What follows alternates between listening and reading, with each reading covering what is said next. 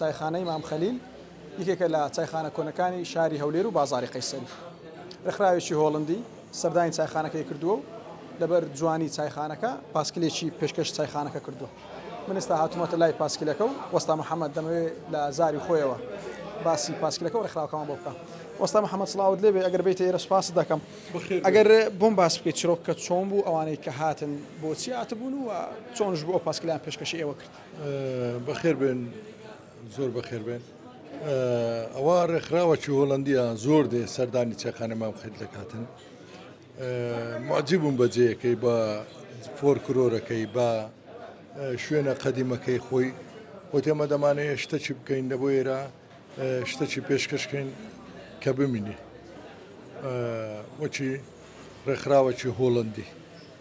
وەڵا ڕۆژێک دیتم هاتنە ئێرە ئەو پاسکلیانی ناگوتەوەی هەدیەیە لە بۆ چایخانەی مام خەلیلی ئەو ڕێکخراوە. باشە بۆچی ئەو پاسکلیان هێنا ینی بۆ شتێکیان هێنا ئەوان بە خۆ دەزانی هۆڵندا بە پاسکلی مەشهورە بە گوڵ و گورجوار مەشهورە. ڕەنگەکەشی بە ڕەنجی هەر ڕەنجی عەلەمی خۆشیانە. یعنی ئێستا دیتت مەسەلەن زۆر لەوێندرە مەرەخیان پاسکلیان هەر بە پاسکلی هاتچووی دەکەن زۆر سارێ هاتچوو ناکەن. ئەزەلوێ ئەویان پێشکەش کرد توانەوەکی دیارێکی لە بۆ چایخانەی مام خەلیل.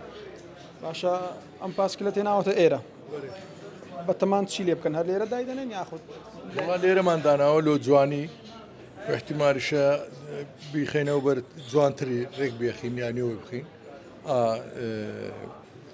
هەم جوانی هەم دەداتە قەیسەریەکەی کە ئەو ڕێکخراوەشکەوەی تەقدیم کردیا ئەوە کەشی لەسەر نووسرایە مەسەلەن میێوانێک دێ یان کەسێک دێ گەشتارێک دێت تەماشا دەکات دەخینتەوە پێ خۆشحاڵ دەبێت.